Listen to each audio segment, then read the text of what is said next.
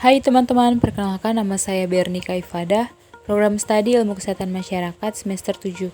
Dan saat ini saya akan membagikan sedikit materi yang saya dapatkan mengenai epidemiologi kanker. Yang pertama itu ada kanker prostat. Secara epidemiologi, di Asia, insiden kanker prostat rata-rata adalah 7,2 per 100 ribu pria per tahun. Di Indonesia, jumlah penderita kanker prostat di 3 rumah sakit pusat pendidikan yang termasuk Jakarta, Surabaya, dan Bandung selama 8 tahun terakhir adalah 1.102 pasien dengan rata usia 67 tahun.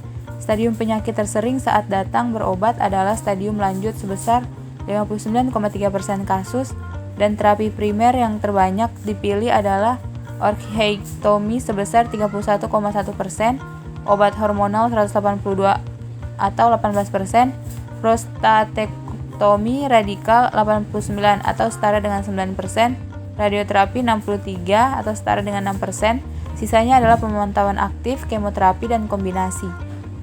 Modalitas diagnostik yang digunakan terutama biopsi sebesar 57,9%. Selanjutnya yaitu gejala dan faktor risiko kanker prostat. Faktor risiko usia lebih dari 50 tahun jika tanpa riwayat penyakit dalam keluarga. Yang selanjutnya yaitu usia lebih dari 40 tahun apabila memiliki riwayat penyakit dalam keluarga atau genetik. Selanjutnya yaitu makanan instan dan pengawet. Selanjutnya yaitu gaya hidup yang tidak sehat. Dan yang selanjutnya yaitu mutasi genetik.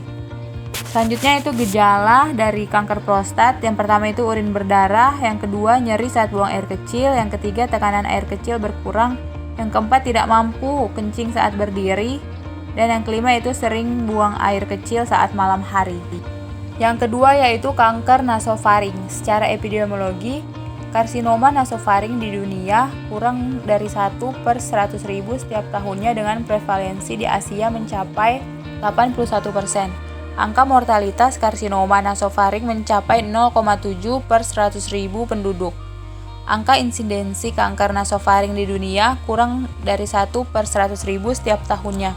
Prevalensi karsinoma nasofaring lebih tinggi pada beberapa regio seperti Cina, Hong Kong, dan Asia Tenggara, dengan insidensi 10-30 kali lipat lebih tinggi dibandingkan wilayah lain. Terdapat 81% kasus baru terjadi di Asia dan 9% kasus terjadi di Afrika setiap tahun. Sedangkan di Inggris, insidensi karsinoma nasofaring cenderung lebih rendah, yaitu 0,25 per 1 juta penduduk setiap tahunnya. Yang selanjutnya itu gejala dari kanker nasofaring. Gejala awal, telinga berdenging terasa penuh, kemampuan pendengaran yang menurun, hidung penderita akan merasa tersumbat. Gejala lanjutnya, gejala perluasan intrakranial yang ditandai dengan sakit kepala kronik, mata juling, nyeri wajah, dan wajah kebas. Munculnya benjolan leher yang semakin lama semakin membesar namun tidak menimbulkan nyeri.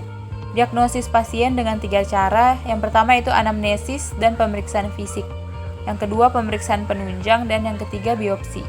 Upaya pencegahannya menciptakan lingkungan hidup dan lingkungan kerja yang sehat dengan sirkulasi udara yang lancar. Pengobatan kanker nasofaring ini yang pertama itu tindakan bedah atau operasi, radioterapi, imunoterapi, penggunaan obat-obatan sitostatika dan hormon.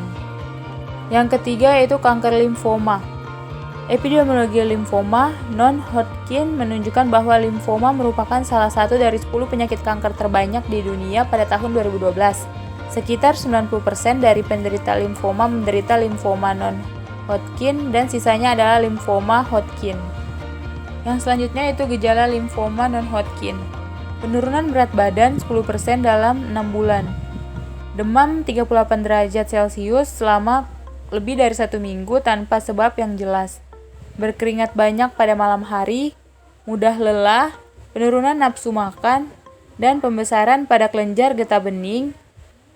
Adanya benjolan yang tidak nyeri di leher, ketiak atau pangkal paha, terutama bila berukuran di atas 2 cm.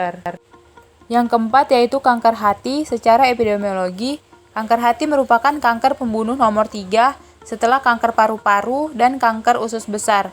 Ada sekitar 1.800 kasus baru yang terjadi setiap tahunnya di Hong Kong. Dari semua kasus baru yang terjadi, 75% diantaranya adalah pria dengan rata-rata kemunculan penyakit pada usia 63 hingga 69 tahun. Selanjutnya itu tanda-tanda dan gejala kanker hati. Yang pertama, penurunan berat badan secara drastis. Yang kedua, mual dan muntah. Yang ketiga, nyeri di bagian perut kanan atas. Yang keempat, perut yang membesar tanpa sebab. Yang kelima, gangguan makan. Keenam, tampak lemas dan lesu, tidak bertenaga. Ketujuh, jaundice atau penyakit kuning. Dan yang ke-8, tinja berwarna pucat. Yang kelima yaitu kanker darah. Epidemiologi leukemia secara global, prevalensi 13,7 per 100.000 populasi dengan tingkat mortalitas 6,8 per 100.000 populasi per tahun. Di Indonesia, riset kesehatan dasar tahun 2013 menunjukkan bahwa leukemia merupakan salah satu kanker yang paling banyak ditemui pada anak-anak.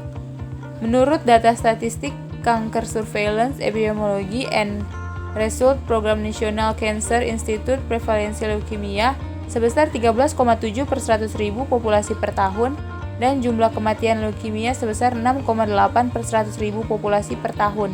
Pada tahun 2017 diperkirakan sebanyak 62.130 kasus baru leukemia dan 24.500 orang akan meninggal karena leukemia. Leukemia berada di urutan ke-9 dilihat dari prevalensi kejadiannya, yaitu sebesar 3,7% dari seluruh kanker di United States.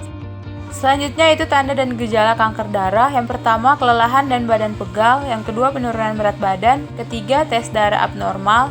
Keempat, pembengkakan kelenjar getah bening. Dan yang kelima, mudah terkena infeksi. Demikianlah video singkat dari materi yang saya bagikan. Semoga bermanfaat untuk teman-teman semua. Diucapkan terima kasih.